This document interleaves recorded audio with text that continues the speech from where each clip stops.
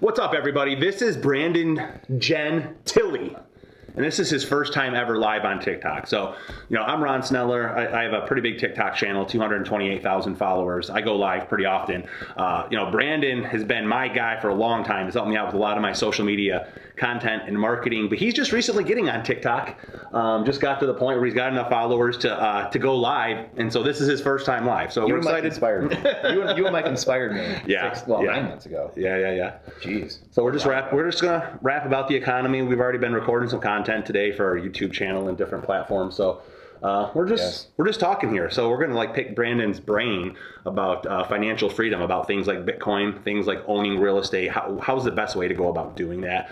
I actually work with Brandon as a hard money lender. So we have a real estate deal going on right now where I've loaned him some money. I've talked about this at length on my channel. So this is the guy right here that I'm doing this current deal with, Brandon Gentili. So we're getting ready to finish that up. It was done last August. So we're coming up on that 1 year mark, where sometime here in the next month and a half, it'll be finished. Do you want to start there? Just talk about a little bit about what you're doing, because he's got a real estate company. He does all sorts of things. You're a real estate agent, real estate investor. Yes. Maybe we'll start, just talk there, because I know a lot of people are interested in real estate. Yeah, we have a multifaceted friendship and relationship, obviously, just kindred spirits in terms of many things. Obviously, our beliefs. Our wives don't know about it, though. Shut the cameras off. And, business partnerships, you name it. I guess really everything runs the gamut. So just obviously, we're talking about the global macro economy and stuff like that. We can start micro just with, the real estate and what's going on there. But like Ron said, we invest in, deals we're doing. I think that's, one of the biggest wealth builders.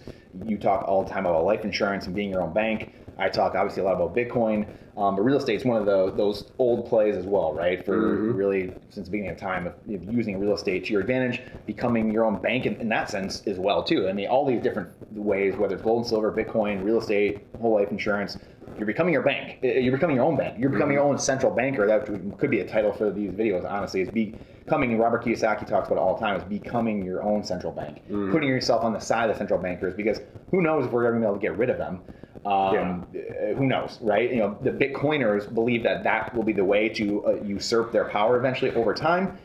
Who knows? But you can be the central bank, though. You can, as I say, don't fight the Fed, be the Fed, and which is lending money, doing private money lending, doing hard money lending, and printing currency on your own time, right? You're making interest from us using the money, putting it to work. You're printing currency out of thin air. You're using money. It's just it's going to give you what, $5,000 or so, or something like that, somewhere around there. You're printing currency out of nothing. You're using your mind to create currency out of nothing. And same for us. Purchasing an asset. We just talked about earlier, a bunch of assets or a bunch of cash tied up in other assets. So I came to you, and also as I wanted to just start doing stuff with you in that regard as well. Right. I said, hey, we need cash because I have it tied up in other areas. So I created currency or created wealth out of nothing as well because of your mindset, being creative and saying, hey, let's partner together. We can do more together than we can separately. Obviously, otherwise your money would have been sitting there.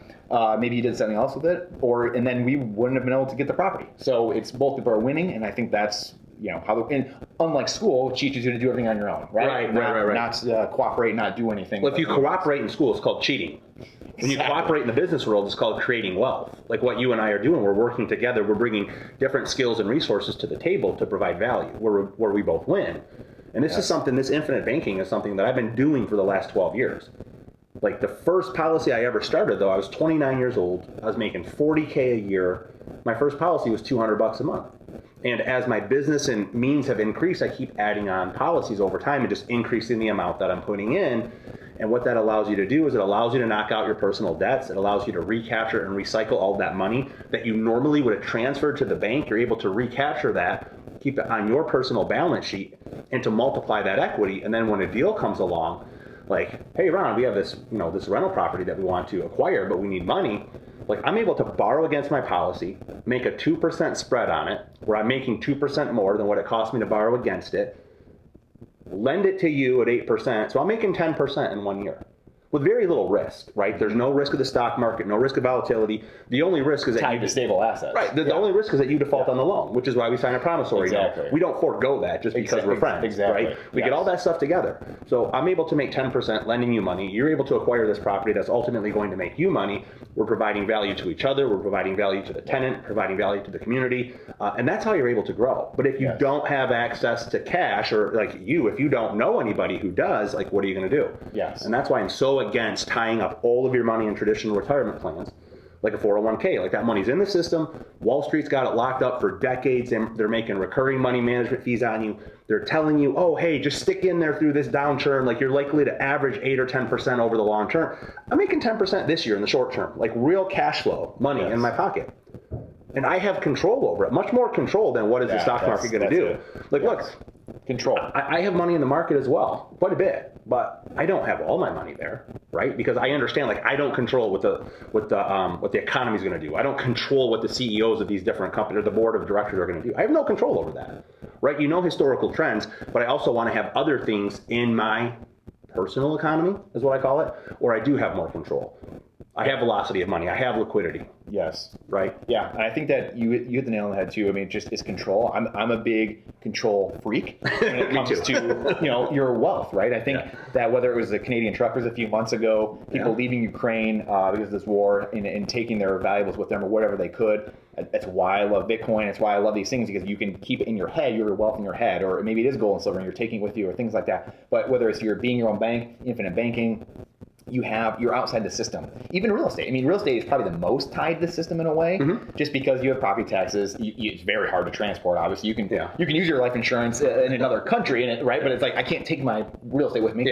But you're outside the system, and like you said, at least it's physical, right? Exactly. It's physical, and people are always going to need a place to live. And you can be an inside investor where you're controlling, like you're in the deal, right? You've seen the documents. You're an inside investor. We talked about a Bitcoin mining fund. We talked about real estate funds, and we're doing a mini one right now, right? So you're on the inside, whereas in a 401k, you're completely on the outside. You have no control. You don't control the companies. You don't control when you can take the money out, what you're taxed on it. You have no control over anything. And that's where most people have been thrust into this situation where they have no control in their life at all, where I'm a huge control freak. And I think a lot of us are to a degree, right? I'm so against tyrants, and a lot of, especially my TikTok, you see them and everyone sees it a lot, where I'm talking a lot about what's the story behind why I'm doing what I'm doing and why I invest. And the way I invest, it's gold, silver, Bitcoin, real estate, whole life insurance, all these things to be outside. I want to be inside in the deals on the inside. If you own gold, you own silver, you have Bitcoin and cold storage, whole life insurance, all these things, we're putting private placements together with real estate. We are the ones controlling those things. There's very little counterparty, and where 401k, your pension, you have complete control from other people. You yourself have no control. You don't hold the keys. And I think that's the biggest thing. Everything I do is about that. How can I, and then we talk about food, water, guns and ammo, all these different things. It's having that freedom at the end of the day, and having control, and being, the more we're independent, like we said earlier, the more we're independent, the less we're begging for government to do things in our life. And the more they just go away into the sunset, because we're asking less and less of them. Yeah. Well, the problem is, especially with traditional models of financial planning. And look, if your company matches your 401k, if they give you a 5% match, I mean, take the match by all means. It's free money. But what most people don't understand, like when they fund that 401k over and above the match, they're willingly entering a partnership with the federal government, where the government makes the rules and the government controls the taxes. And so you have to have that money locked up until you're 59 and a half years old. If you withdraw that money early, you get hit with a 10% early withdrawal penalty. A 10% penalty to access your own money. And because you're deferring taxes, you haven't paid income tax on it yet. So then you got to pay the income tax when you take it out. And when you're looking at our current time, the market's down 20%. So if you're taking money out, then you're locking in a 20% loss. So think about, if you need capital right now, and your main tool is a 401k, you have a 20% market loss, let's say your 20% income tax bracket, and then a 10% penalty, like whatever you take out, you're losing 50% of it immediately. And I just don't understand, I do understand it, how Americans have been conned saying put all your money there. Right. Which is what we were talking about earlier, which is the history of the education system really being run by communists. And we can go into that too, but I want to jump back to, you just said in the micro, but in the macro, you always say this too, which is where are taxes going, right? I mean, you're talking about the micro, hey, you're taking haircuts galore and paying taxes on early withdrawals right now. What happens 5 years from now, 10, 20, 30 years from now, as you have always pointed out to everybody, where are taxes going? Right? And we've been told that taxes are going to be lower than when you retire. But there's no like magical tax bracket. Like when you're 65 years old, that your tax bracket goes down.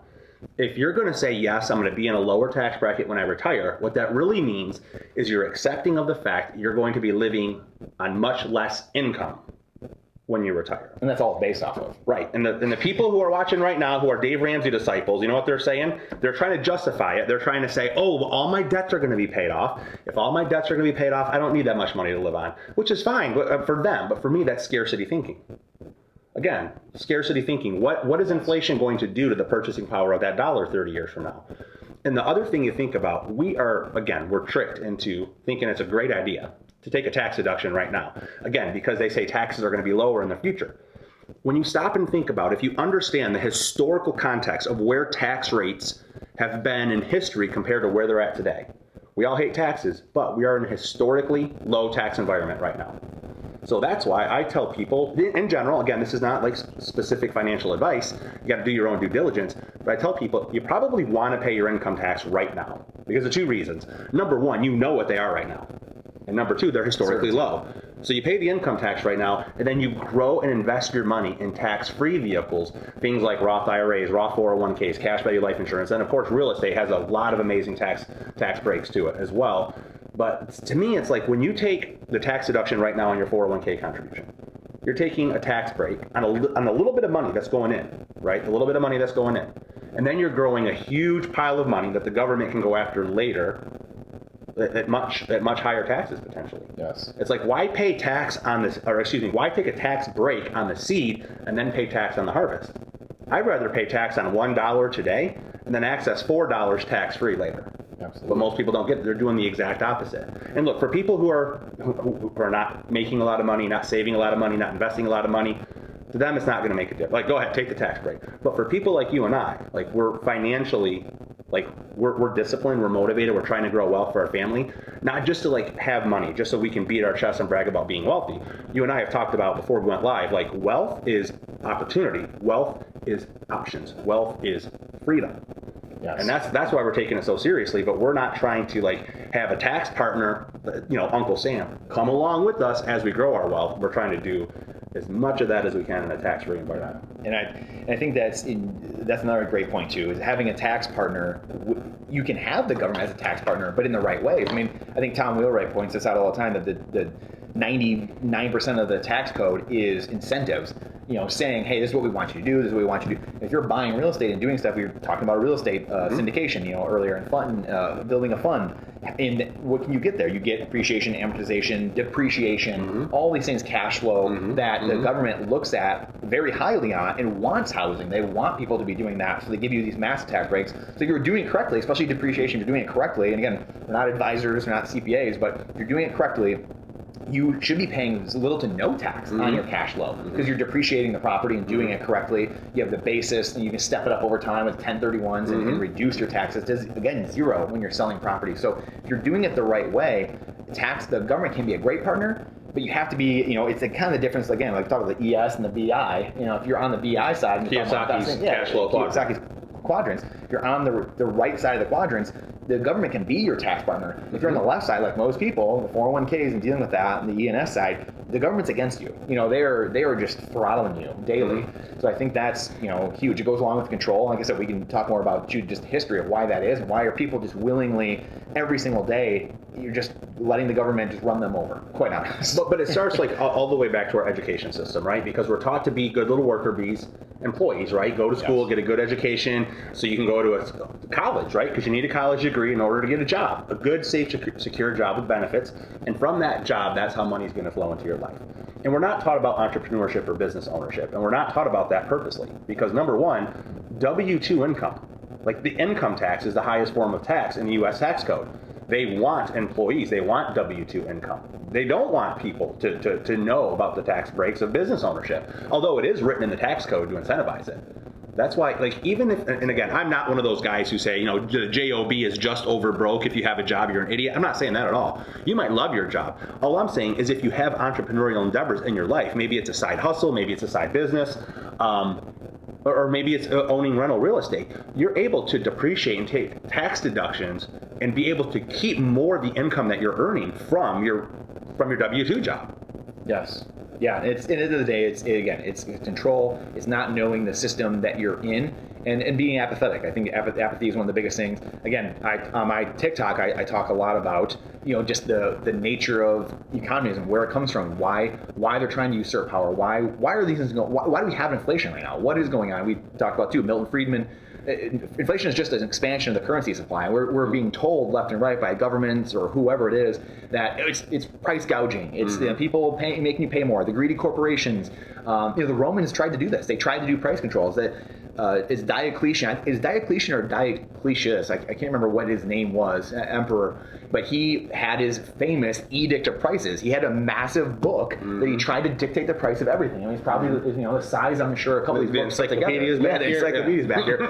And it was literally trying to control and micromanage every price in the country, in the empire. I mean, it was just like, it was insanity. It was what we're seeing today, that the empire striking back again, the central bankers trying to dictate everything. Because I mean, price controls are probably coming. That was happened in the 70s, happened all throughout history in the different empires, and that will come again. They've already mentioned it a few times, having price controls, and it leads to more shortages. Right. It all leads to is more shortages. And we have history to show us this over and over again, but yet when people don't know history because it's purposeful, the National Association, Education Association, taking over the teachers' unions and not teaching kids financial literacy, how to take care of themselves, how to be entrepreneurs, how to invest, well, then you have this. You have people begging government left and right, and we don't understand what Elizabeth Warren is saying, what Donald Trump's saying. They're just saying whatever, and hey, as long as I get mine. I think one of the craziest things, too, is it was Robert Kiyosaki was talking about it a few years ago. I think it was in his Who Stole My Pension?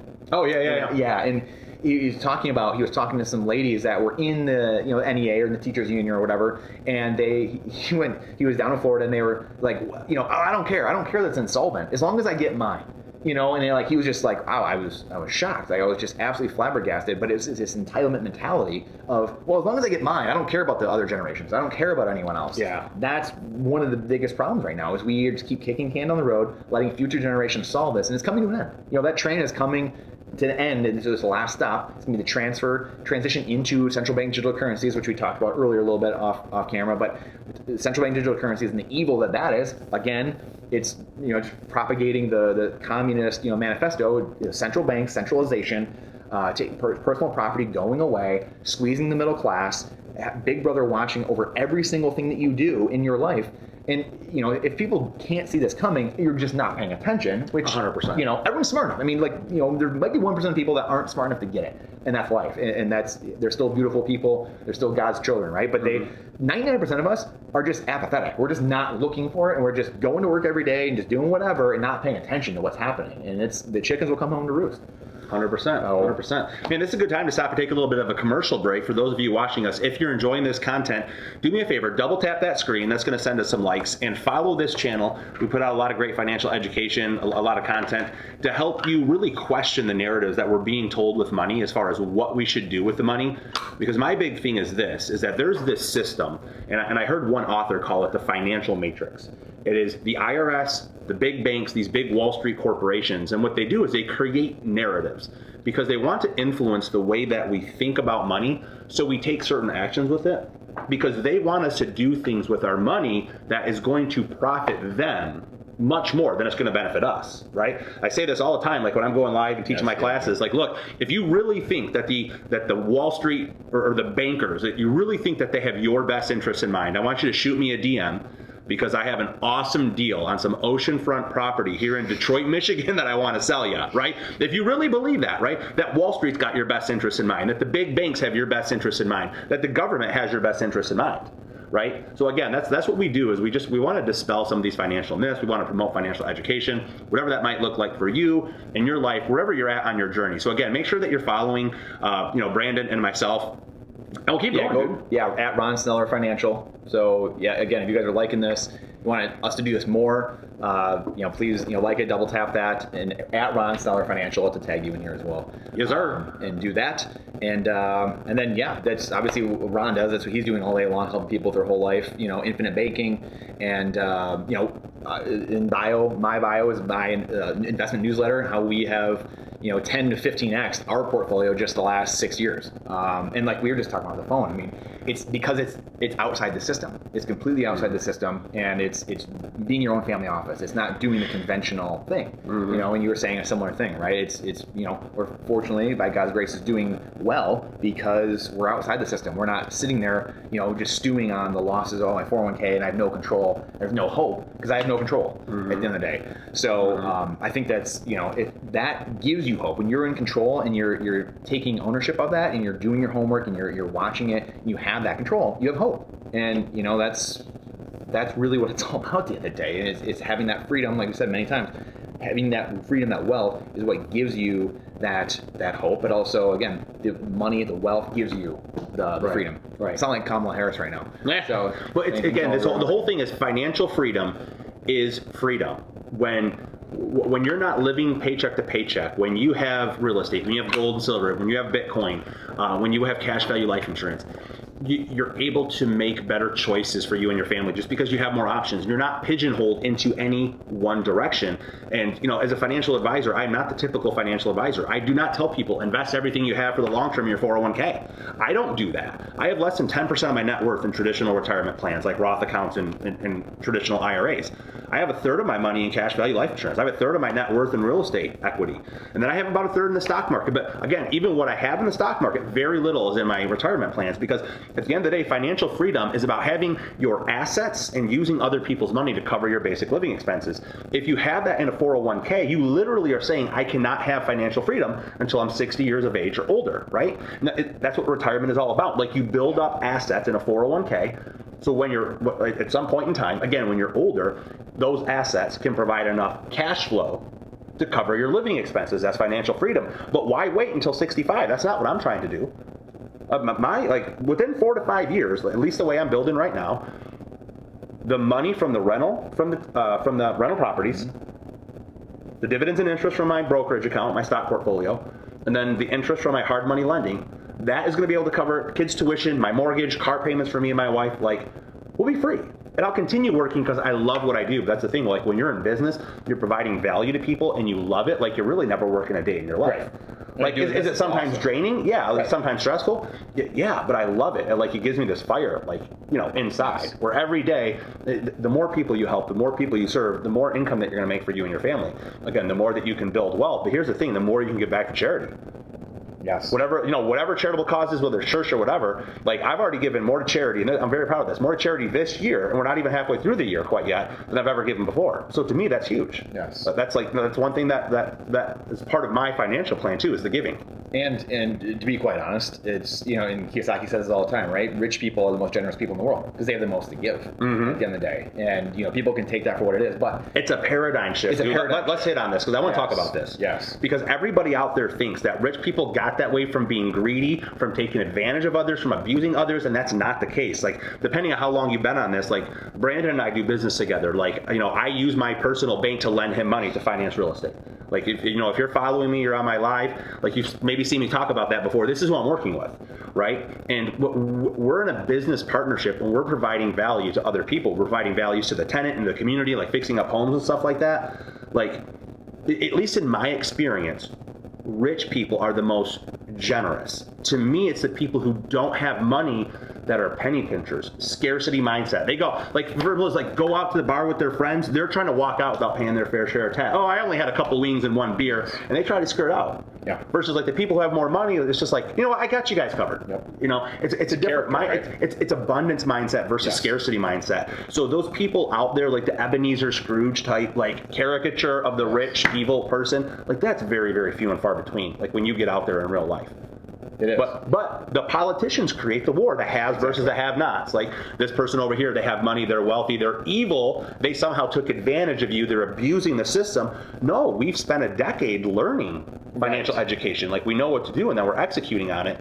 Instead of just sitting back and crying and complaining, pointing fingers at everybody else, we take personal responsibility, and then we learn and go out and get it done. And sometimes you kind of fall on your face and you learn some painful lessons, but you grow from it and you get back on the horse to ride again. Yep. Hey, mistakes are the best way to learn, right? And remember, most politicians, and again, we touched on this earlier too, but most politicians have never worked a real day in their life, a real job, or had a real business and had to make payroll, had to balance a budget, nothing. A lot of them have worked in the public sector their entire lives.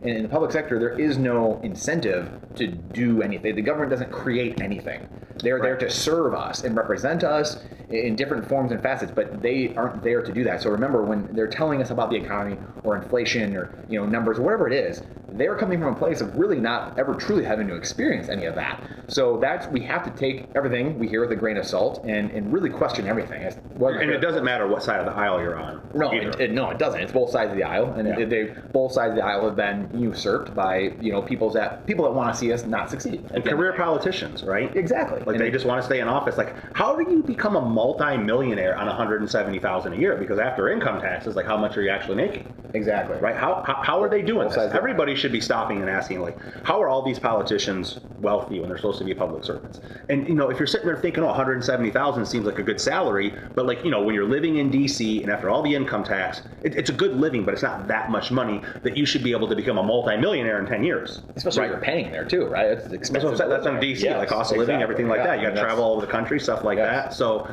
the other thing, going back to what you said about never actually providing value in real life or running a business, same thing with college professors, even business professors. Most business professors have no experience running a business. They're teaching theory out of a textbook and calling themselves business professors. Yep. That's the other thing that I really get upset about. Are these college professors who they sit up there and they pontificate with very little real world experience, and they're teaching out of a textbook. They're teaching theory, and they have very little or no practical experience. Yes, that's another again, education system. Yeah, and you have to be so careful. That, law schools like that too. There's a lot of lawyers that never practice either. Mm-hmm. They just go teach. You have to be very careful. I mean, at the end of the day, in the Bible, you show me your friends, I'll show you what kind of person you are. Mm-hmm. You get the business quotes that are off that of you're the average of the 5 people you surround yourself with. And that's why we hang out, and that's why I was just at lunch with Austin Hall, who's doing doing a lot of multifamily stuff, and Jared is doing Bitcoin mining. What kind of people we hang out? You hang out, Mike, and all kinds of different people. That is the most important thing, because you will become like those people at the end of the day. Mm-hmm. So yeah, power control. I mean, that is truly the biggest thing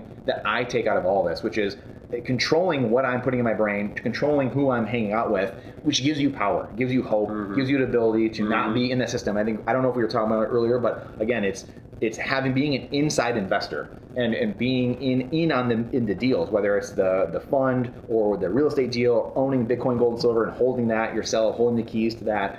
You want to be on the inside, and that's how you're going to gain wealth. You're not going to gain. I mean, Dave Ramsey can come out with all these studies and 10,000 millionaires and how the average person. But what Dave doesn't tell you, though, is that we had declining interest rates for the last 40 years. So he's been interviewing all these people for the last 40 years. We've had the biggest bull run in bonds ever, which means prices, bonds are going up, and that means interest rates are going down. So we've had this straight trend, this channel down of interest rates. I mean, even the great Warren Buffett and a lot of these people have made these incredible wealth. Really, it was easy, though. As Max Kaiser says, I mean, it was the easiest thing. You had to be really ridiculously bad at investing to lose in the last 40 years, because you could just keep rolling debts over, taking out more debt, refinancing at cheaper debt every year, every 2 years, and you just win at the end of the day. Warren Buffett, all his companies, and he still had to get bailed out, a lot of his companies in 2009. So think about that when you're, Warren Buffett is a genius, but still you have to be very careful on who your mentors are. We are not perfect by any means, but just trying to continually, I always say this too in my TikTok, is triangulate your positioning. Where are you getting information from? Watch, 5 different news sources. Watch 12 different news sources, and the answer probably lies somewhere in there. Watch Fox, MSNBC, Al Jazeera. I don't know, alternative sources. Truth is in the middle. Truth is in the middle. It's like the side of the coin. There's the heads, the tails, and the edge. 3 sides. Yeah. And on the edge. And I think that one of my favorite quotes from Thomas Jefferson was, question everything with boldness. And even the existence of God himself, or if there is a God, surely he will basically respect, I'm paraphrasing, but surely he'll respect, questioning rather than just, fear, basically fear of just, I just believe in him just because, right? So it's just one of my favorite quotes, because it's just questioning everything. And I believe that there's so little questioning going on everywhere. We saw it the last 2 years, obviously. Very little questioning of the overlord just doing whatever they want. And it's just everything. Go to school, get a job, you invest in stocks, bonds, and mutual funds, and 401ks, and just toe the corporate line and don't ask a question. And we've been trained to do that for 100 years, which we alluded to earlier was makings from the Communist Manifesto, central banking, everything on down to the industrialists, Carnegie, Rockefeller, everyone setting this up so that the way they could have worker bees. And then FDR came in, and we have the New Deal, we have labor unions really become big, and then the communists came over here in the early 20th century, took over, they wanted to take over a party, they took over the Democrat Party. You manage that between whatever we decide to earmark for retirement, like between now and then, right, and continuing to make those investments, right? But as we said earlier, if you're just joining us, like I'm not the typical financial advisor, invest for the long term, put everything in your 401k. I don't do that personally. I don't recommend that to other people. I have a lot in real estate equity. And a traditional financial advisor, they try to get their clients not to invest in physical real estate. Why? Well, because if someone takes $100,000 out of that portfolio and goes and invests in real estate, well, that's $100,000 the advisor's not managing anymore. So they took a pay cut.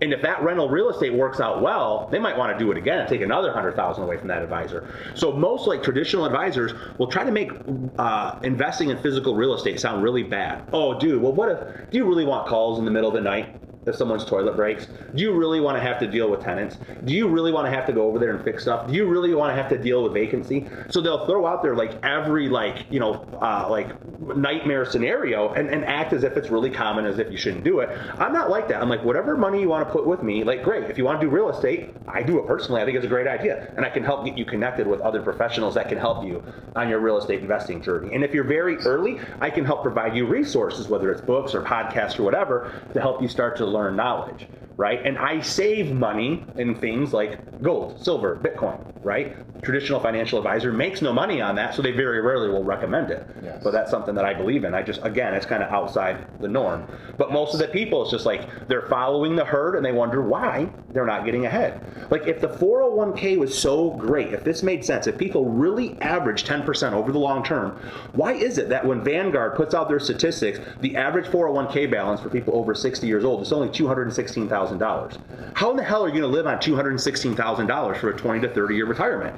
Because what they don't tell you is when you lock up all your money in the 401k, you have very little liquidity. So you've got all these loans to the bank and all this interest you're paying to the bank, that lost opportunity cost that's no longer working for you. When you got your money locked up in a 401k, if you have to tap into it, all of a sudden you're losing tons of money due to penalties, due to taxes. If the market's down, you're locking in losses. And so people will start to take 3-4 steps forward and then 2 steps back, 3 or 4 steps forward, 2 steps back. So people are they're looking at their account balance over the last 10 years. Well, it says I average 8% rate of return, but my money's not growing like I think it should be. Well, number one, they're being lied to about average rates of return versus true rates of return, which is annualized return. Huge difference. I got videos on my TikTok dispelling the myth. Yes. So Dave Ramsey will tell you, 10% average rate of return, 12% average rate of return, but the true return is 7. Yep. And here's the thing, when you use average, it's misleading and they're not lying. It's just a very misleading term. Yes. You can have an average return of 12, but have a true return of 7. Yes. And I don't want to go into that because it takes some numbers and we don't have a whiteboard here. Check out my content though on stuff like that. And they don't take into consideration the volatility and the taxes and the fees. And if you need to tap into it early, how much that kind of stuff can set you back. Yeah, and that's again too. I don't think I totally finished my point. The Dave Ramsey thing again, right? Of course, we went on a tangent, and the rates going down. We do that a lot. We do that a little bit. We do that a little bit. 40 years of rates going down. It was very easy to if you're paying attention at all, it's very easy to make money during that time period. Mm-hmm. So Dave, when he's doing these 10,000 millionaires, and I did this, and how did most of them became millionaires? Well, it's because they lived through the greatest boom really in stock prices of all time. Mm-hmm. And they were just that was the last 10 or 12 years. Yeah, exactly. They lived through 40 years of declining rates, and they had the last couple decades were just amazing for the stock market. So of course it makes it look like, I'm a millionaire on paper, but how many people are actually going to live like that lifestyle? Very, very few, because a lot of them aren't going to actually end up having that, whether it's through taxes or penalties, taking things out, or whatever it might be. Mm-hmm. So that's, it's like we said, these nuance. You can make stats look like whatever you want them to look like. You have to be very careful who your advisors are, who your people are you're talking to. Right? That's why I love you, Ron. I mean, it's just most financial advisors. I'm my own financial advisor. I believe everyone should be, but some people can't. And that's why you have Ron. That's why I try to do a lot of education. I'm not a financial advisor, but I try to do a lot of education in making people succeed. Hey, why are we doing the things we're doing, right? The government and why are things happening, taking control of your life. But I love you because you like you said, hey, you might want to be in real estate. You might want to be in Bitcoin or gold and silver, things that you're not going to make money for. But what is the average financial advisor? What are they?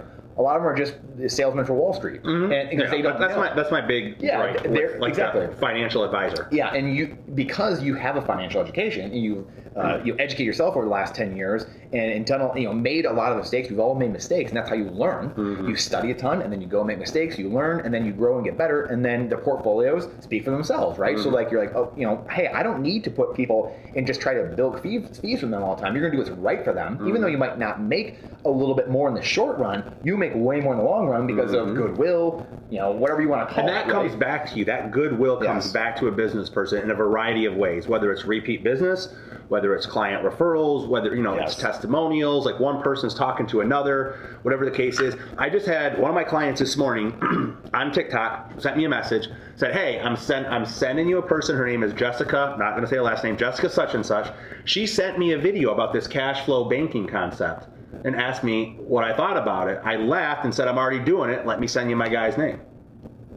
Yeah, right. And if you treat people right, like that's the kind of stuff that'll eventually happen. But going back to your thing about like Dave Ramsey and these 401k millionaires and stuff like that. Have you heard of the one book called The Millionaire Next Door? Oh yeah.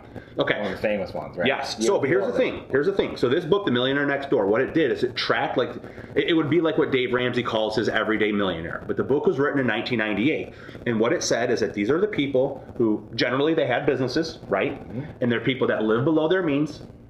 And the majority of at least the people in this book, they invested their money in the stock market, whether it's even back in the 90s, there's 401k, stuff like that. But here's the thing. That book counted the chickens right before they hatched. Why? Because what happened 2 years later? Dot-com crash. Big bust. Dot-com crash. So those people who had $1 million in, and whether it was a brokerage account, whether it's 401k, 2 years later they weren't millionaires anymore. So the entire book, but nope, there was never a follow-up written to that, at least not to my knowledge. Yeah. What happened to all those people? 2 years later they got wiped out. And that's the thing. When you only have 7 years one, later they got wiped again. Yeah. If you only have one financial tool in your, in the shed, or one weapon in your arsenal, which is all in the stock. Again, I'm not against the stock market by any means. Right. It's a place to grow wealth, but it's also a place that it can be very volatile, and you should have other assets there. And I'm not talking about, you got stocks and bonds. So right now, stocks and bonds are both being obliterated. They're both down 20%. Year to date, you think about it, the dot-com crash, 2000 it lost 10%. 2001 it lost 14%. The dot-com crash. Right? We've done that this year in less than 6 months. We've done the first 2 years of the dot-com crash in less than 6 months. Think about it, because we lost almost 25%. Stocks and bonds are both down more than 20% right now. Right, so you have to have other assets. You can't just have Wall Street vehicle. In my opinion, again, it's not financial advice. We're just like the title says, we're just rapping about the economy and rapping about finances. Again, my opinion, you got to have other stuff. Yeah. Maybe you want to have some real estate. Maybe you want to have enough cash value life insurance, or maybe if you're older, you have an annuity. Maybe you're saving money in physical, like gold and silver. Yes. Obviously, I make fun of crypto a lot because I think like a lot of these people are shithead idiots who are investing in shit coins, trying to speculate and get rich quick. Yep. Now, he knows a hell of a lot more about Bitcoin than I do. And I'll make dickhead comments like on his videos when he talk about Bitcoin, like the second coming of the savior. I'm like, dude, come on. And I'll put out something. And I told him, like, if I come across like too much like a dick, tell me, I'll stop. But I want to learn. I want to question. So I have money in Bitcoin. Well, a lot of people have those questions too. Yeah, but I have money in Bitcoin. That's the thing. Like I know enough and believe that it's going to be a viable asset. So maybe you want to diversify and have money there, exactly. Right? But like when I make fun of like crypto on my page, I'm making fun of like the shitcoin speculative idiots who they put in whatever $50,000, thought they become a millionaire, putting in a said it went from 50 down to 5, and then they cry about it. So exactly. Have you guys noticed, by the way, that all these like crypto bros, like as you're scrolling through the For You page, they used to be like every other video, and now they're pretty much just gone. Like what happened? Like 2021 was a really good year, but 2022 they're just gone. Yeah, and I think that is so. Switching a little bit to Bitcoin, crypto. I mean, crypto is garbage. I mean, like you said, they're gone because those people get wiped out. They get liquidated. They're built on houses of sticks and straws instead of built on a solid foundation. The Three Little Pigs in nursery rhyme, right? Bitcoin is that foundation. It is the most decentralized computer network ever to exist in humanity. it's whack-a-mole. And if you government can try to people always say, oh, the government's going to take it out, the government's going to do this, the government's going to do that. The government can't do anything. It's literally impossible. It's physically impossible to do anything to the Bitcoin network. China banned their miners. They banned exchanges years ago. Then they banned miners just last year. It came back more. There's still, I think they say now there's 20% of mining going on again in China. So it just shows you it's a virus. I mean, Bitcoin is a virus, and it will never go away. It's impossible. If you have one node on the chain, a solar flare or whatever, asteroid could wipe out the entire Earth. There's one node or one miner running the blockchain or one satellite somewhere running it. You can start the whole thing back up again. And that's when you start understanding that aspect of it, you realize, wow. But when you have, whether it's Charles Hoskinson or these other, ADA and Cardano, all these other coins, they're trying to think they pass the Howey test. So, you don't want to pass the Howey test, I believe. And Gary Gensler even talked about this, becoming a security. They're all security. They have owners, they have marketing teams. Charles Hoskin even said the other day on an interview, well, I could, I'm a CEO of the country. He's bragging, but he accidentally lets it slip out because he says he's decentralized, it's a decentralized coin. Yet he just says, well, I'm operating in 60 countries. I have a company operating in 60 countries, and they got rules in this country and that country, and I need to know what's going on. And it's like, you just admitted that you're the owner of the company. Where the Bitcoin is, every single person, when you have, it's proof of stake is just a fiat system recreated. It's what we have now. The person who has the most gold or the most fiat dollars rules. They get the most votes in the system. Where the golden rule? The golden rule, right? Whoever has the gold makes the rules. Exactly. And so in Bitcoin, it doesn't matter. Michael Saylor can have 150,000 Bitcoin. You and I can have, 5 Bitcoin. We still have the same vote in the system. If you're running a node or whatever, it doesn't matter if someone has way more, someone has way less. They all count one, as they say. So it doesn't matter. It's completely decentralized, and it's completely different than fiat in the fiat system and the proof of stake system. That's why That's why you see the World Economic Forum, all these people trying to go after proof of work, which is Bitcoin, that expends energy, and that does this and that, and does this and that. And the World Economic Forum said 5 years ago, Bitcoin used all the world's energy by 2020, and it's 2022, and it uses 0.28% of the world's energy right now. And the network's how many times bigger than it was 5 years ago? So it just goes to show it's going in reverse, actually. I think it's grown a little bit, but it's the point being, they have these models, just like climate change, which we're not going to get into today, but they have these models they go off of, and they hate Bitcoin, they can't stand it. They love proof of stake, they love Ethereum. If you go to the World Economic Forum site, they have, Ripple and Ethereum and Cardano. They have all these things. They love them because I can hoodwink you. I can get in with Vitalik. I can get in with Charles Hoskin. I can get in with the owners of these, and I can usurp their power. I can get them, make a deal, and then all of a sudden, boom, I've got control of everybody. So, or they're all built off of Amazon Web Services and Infura. Like you can one click, one switch, and the whole system can shut down. Bitcoin, it's impossible. If someone has electricity somewhere on an island with a volcanic island and is running a mining rig and has one node, some place, the network can rebuild itself all over again. And so when you start seeing these differences, you're like, oh my gosh. And it really is kind of an immaculate conception in a way of in the human world, I guess we'll say, or this digital world of you can't have this decentralization anymore going forward. Someone else can try to do it, and they've done it. Bitcoin Cash, Bitcoin Satoshi Division, these other coins, they tried to fork Bitcoin. Everyone's tried to copy Bitcoin as altcoins in different ways, and nothing succeeds. This is one of my favorite things to do, charting things when it's, you're taking Bitcoin and you're dividing something, another asset against Bitcoin, and everything crashes compared to Bitcoin over the last 10 or 13 years. So that's, all these coins especially, they go to zero. A lot of them are at zero. The other ones are close and will be there eventually, because the energy keeps accruing to the network, and you have these other coins that are trying to do, but once you have this first mover advantage, Bitcoin, the owner's gone, there is no owner of it, and hasn't been heard of in 10 years. And yeah. Some people suggest that it's actually a group of people. It might be. Right? No one really knows. And that's another great point too. So like people say it's NSA and this and that. Well, it's a she. And it doesn't even matter. It doesn't matter if it's a she, he, a group. It doesn't matter if it's the government. It doesn't matter. I've heard it was Putin. Any truth to that? It could be. And the greatest part about all of it is it doesn't matter. That's the beauty of Bitcoin. It doesn't matter. If you're a homeless person in San Francisco, if you're someone in sub-Saharan Africa who can't get a bank account because you don't have enough assets, you can't even bank in the system. You're not even part of this world.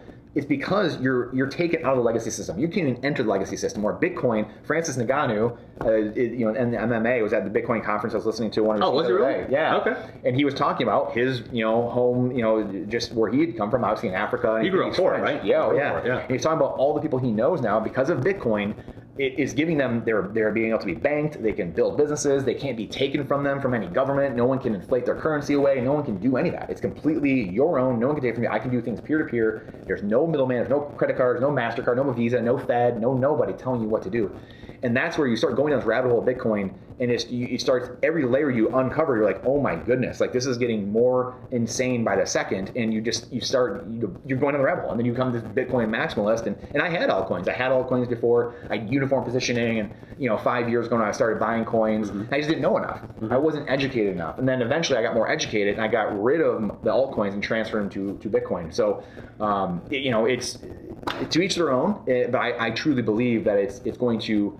It's not just an asset to me. It's the network. It's what it's going to do for humanity. You're seeing the people that whether it's El Salvador or in Africa or wherever it is, homeless people that can be banked now. They don't have Western Union $25 fees. I'm sending you $100 to a family member in El Salvador, but they're getting a $25 fee from Western Union. They can't even do it, and so now they can do it on their phone, instantaneous.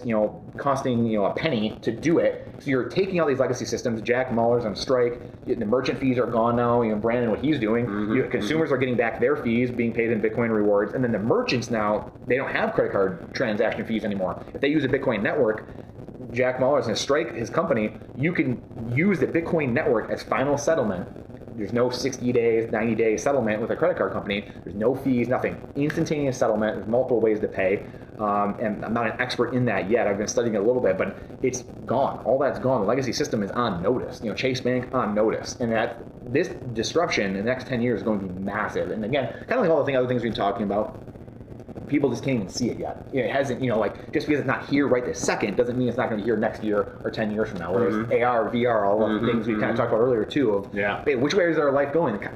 This is coming. Central banks, they want control. They want CBDCs, central bank digital currencies, which is, scary. So anyway, I'm gonna get my pedestal, but that's why I truly believe Bitcoin has the chance, the ability to be that if we let it. If we let it be what it's going to be and take over, it means the monetary system is run by immutable code. It cannot be changed. It's finite, it's deflationary, which again is one of the biggest lies ever, that we need in this inflationary system. People say, well, how can you grow? How can you get better? Well, if you have a deflationary system, when everything's getting cheaper in life, that means only the strongest survive. Companies, that means everything is cheaper now for the homeless guy in the street, for Ron and I, for you watching. That means instead of your bill being $100 a month for electricity, or $200 or $500, now it's $5 a month. Now it's $10 a month.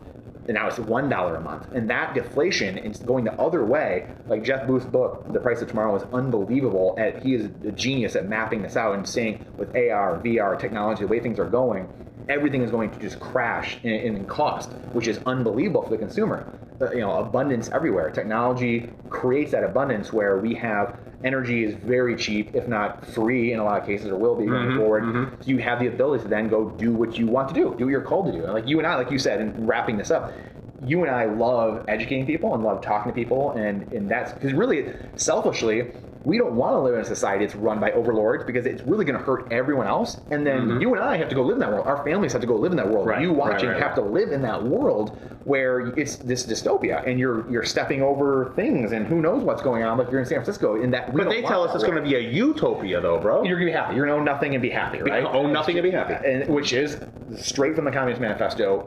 No private property, no ownership. The state owns everything. So don't let Klaus Schwab and the World Economic Forum fool you, and the Mark Benioffs of the world, and these CEOs and world leaders, the Trudeaus. Don't let them fool you. It's all for control. They want that. It's stated. It's video after video. Gene hacking, human editing of genes, all these things. They're going to do. They're going to control you in all these ways.